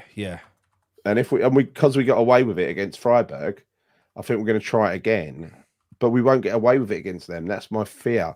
And anything more than a 2-0 defeat, and it's good night, Vienna. Well, I've got like the anything more than 2. Me. Yeah, I think 2 could be done. Yeah, I think two would be bad. Night, Amanda. The fear for me is that he sets up. Night, Amanda. I think that he sets up defensive, and then they absolutely smash us in like 5. Drop a like if you want 10 more minutes. out. And then you're 2-0 down in like 10 minutes, and then you're fucked anyway. His tactics have just gone to shit again, and we're fucked. Tic-tacs. How many stand up if you love West Ham can you tolerate? Mickey, how many stand up if you love West Hams can you tolerate in succession? I've done it for 2, right? But as soon as it gets to the 3rd, stand up if you love West Ham, I'm sitting down. Do you know what does really irritate me? And it was on that video that I shared with you from the Villa fan that done a vlog. Yeah. Away. Did you watch it? No. It was actually quite good, right? The guy, he sort of rates the stadiums that he goes, and he weren't completely unfair. He's good at what he does. It was good videography. He went there, and he was very complimentary of West Ham, and he said, "I'm actually gutted." He said, "I used to love coming to Upton Park." He said, "This is just shit." Yes, right. And he like video from in there, and it just looks so dead and so desolate. I mean, he said, "Look, we're talking. We can hear each other. You can't hear anything around you." But they took the piss out of the fact that we played bubbles twice. At the start, and he said, "Look, they do that because there's no atmosphere in it. They're just trying to encourage the singing." That has come along since Golden Sullivan, the twice hammers. It always used to be just once. Ross, Ross hates that second bubbles. He hates it. You know. I don't think Amanda's going to bed. Everyone say good night to her. And I only follow what Gary said. Someone said night, Amanda. So I said, night, Amanda. Sorry, Amanda. Sorry. Yeah, but I think that was staying up then, Amanda. Yeah. Yeah. She's got to go through the chat later on the WhatsApp groups. Yeah. But yeah, I just hope we don't come unstuck horribly against Leverkusen in the first leg, and that we're still in it. Because I think 2-0 down, bringing them back to London Stadium with Alvarez's return, literally anything can happen if we've got a fully fit side. And they have a slightly off day because they weren't that convincing against Karabag, were they? Well, someone just put here, James just put on here, watch Leverkusen 2 matches against low block, carry a bag, and they're gettable. So What's this Bolla Blazer? He's the second time he's posted this. Gary, no liar. You look exactly like Thomas Wollman. He loves the Swabian German called Rothaus. Rothaus. Gal, can I say? What the fuck are you talking about, Bolla Blazer? I'm gonna Google. Is it you look exactly like Thomas Volman? Let me. He ain't a fucking famous person. He's someone I used to work with. I'm gonna have a look at Thomas Volman. Hang on. Thomas Wollman. Thomas Wollman. Thomas. Yeah. Somebody used to work with. Yeah. He loves the Swabian German called Rothaus. Rothaus. That ain't no one famous, is it? No. Yeah, some geezer from his office. Full price. Spitting image of me, apparently. Oh, fuck me. No, to be fair, you do look like him, Gal. I've seen him. He's your double ganger. He is. You double ganger. It's a double ganger, you prat. Why is it a double ganger? Postman prat. Why is it a double ganger? A double ganger.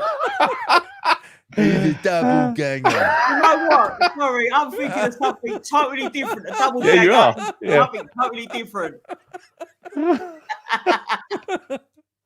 I'm sorry, fucking Nick. Why don't you see if there's another spider you can shit your pants at? Fuck me, mate. Oh, right. So she's got it out the house. Thomas Wollman likes Swabian beer.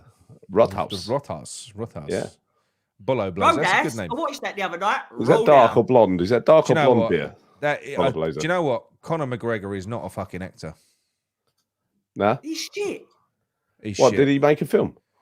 Rodas, the remake, and it was shocking. I love Rodas. He's really but shit. This is how bad Conor McGregor's acting was. I thought he was putting on a fake Irish accent. Oh no! He was so bad. It's the walk. God. It's the walk.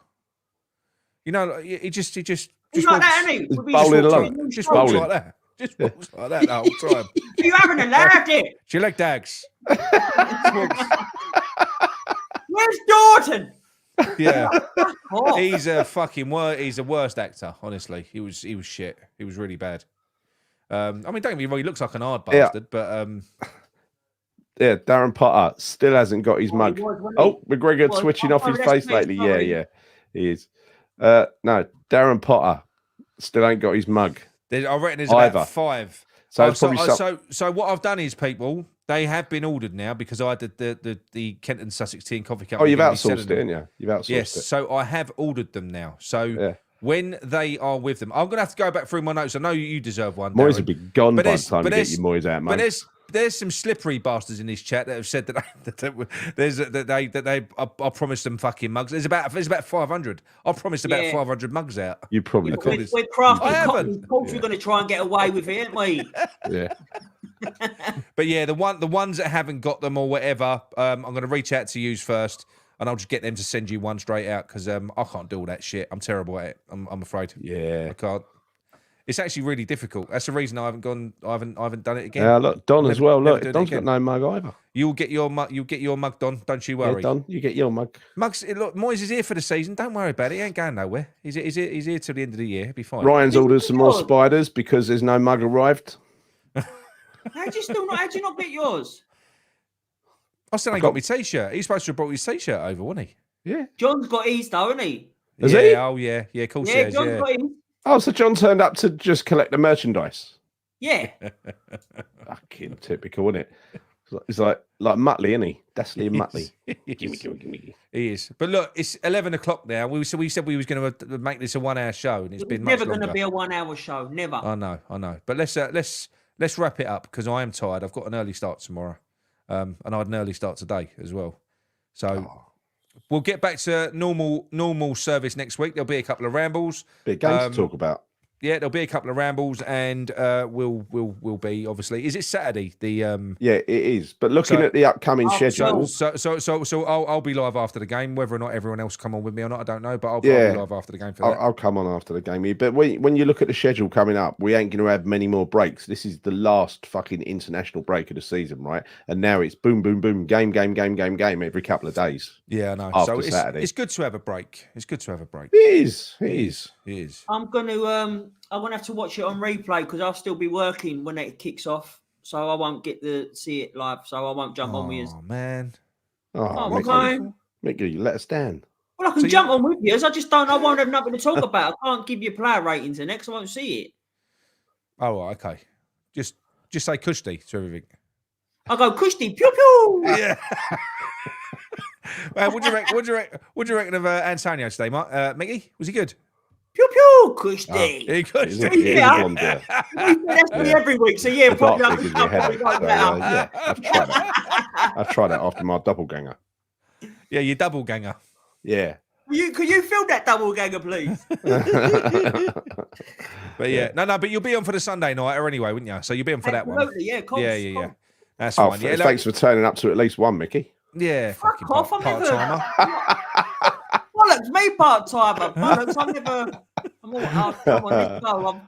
I'm slurring me words. I'm tired. I'm slurring me words. Double ganger. Right. Okay. That's it. All done. Yeah.